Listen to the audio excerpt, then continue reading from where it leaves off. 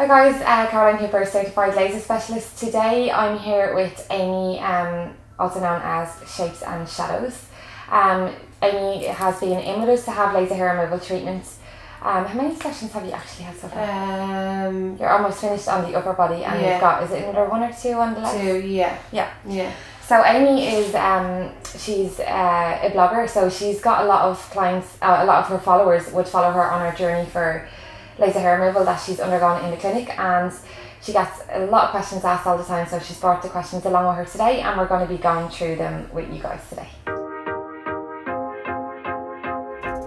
Does laser hair removal hurt?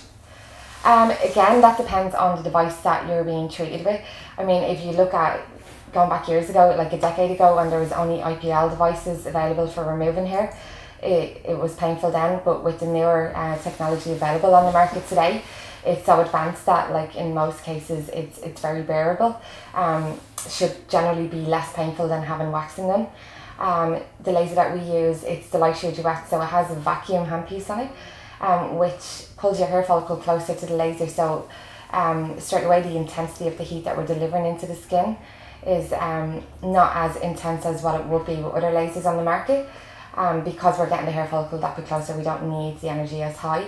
And as well as that, the vacuum pulls the nerve endings out of the way, so because we're not travelling through the nerves, that alone, you're going to feel a lot less pain. But in general, newer devices are nowadays less painful with the Light Sheer Duet. Virtually pain-free, like on average our clients would give a pain scale of 2 out of 5, and 5 being cannot tolerate it anymore and has to stop. How many sessions of laser hair removal do you need? So nobody can really give you that answer. If anybody tells you how many number of treatments you're going to need from your consultation, they're lying. Because we can't control the hair cycle and we can't control hormone levels, we can't give a definite answer on how many it's going to take. As well as that, the skin type and the hair type can cause the hair to fluctuate during treatments, or how many number of treatments that you're going to need for your end results. The best thing that we can do towards getting the least amount of treatments is having clients come in for the correct intervals.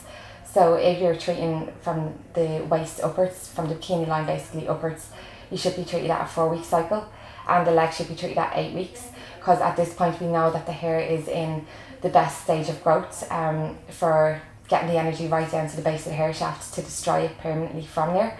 Because what we're looking to do is we're looking to absorb this energy in the base of the hair shaft, which is going to transfer to the stem cells. The stem cells are what feed and stimulate your hair shaft to grow another hair.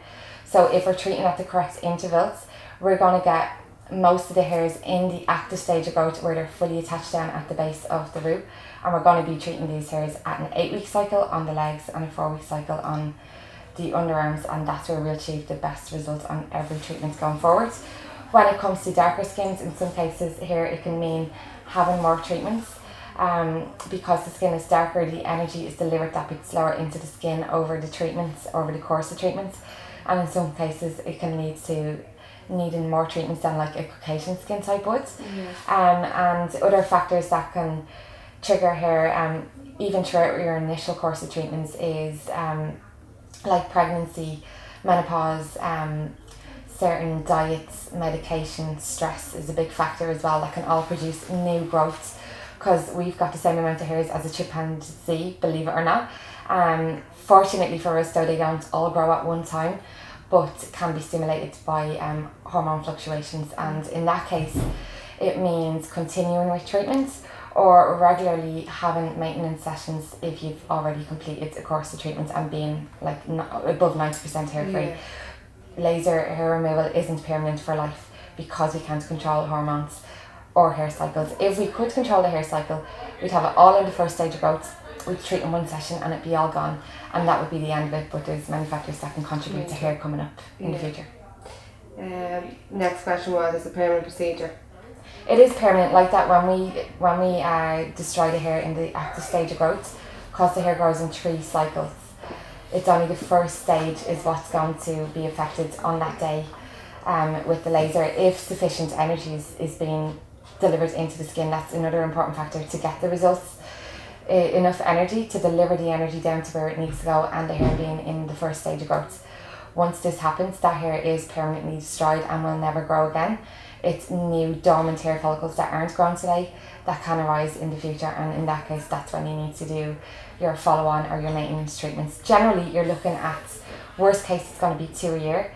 If there's underlying hormonal conditions like PCOS, in that case you may need to attend appointments more frequently to keep on top. Yeah. But you're always going to have the hair well maintained after undergoing an initial course of treatments. We're always looking for upwards of 80%, and at that point you could be leaving a gap. See if any hairs do come up, say around 12 weeks after your last treatment. If you do see hairs at that point, it's probably hairs that were in a stage 2 or stage 3 growth throughout the initial course of treatments that only got damaged, and with them being damaged over and over and over on each of the visits, that hair is being disabled so much that it's grown so slow and so thin as well that it's not very noticeable. But if you give it a good 3 to 4 months after your last treatment, when you believe you're at that 80-90% reduction, you may get them hairs coming up, and if so, you need to just go in and do 2, 3, probably even only 1 treatment to just get us that 80-90% reduction. And at that point you are hair free on them treated hairs, and it's really just down to hormones after that. So guys, thanks for watching today's video. I hope it's helped you out. If you have any questions, leave them in the comments below. I'll also leave in the description below this video a couple of links with more information around laser hair removal, and make sure to subscribe to the channel as we do videos every day giving information in general on the aesthetic industry. So thanks for watching, and as always, feel beautiful, be happy, confidence is key.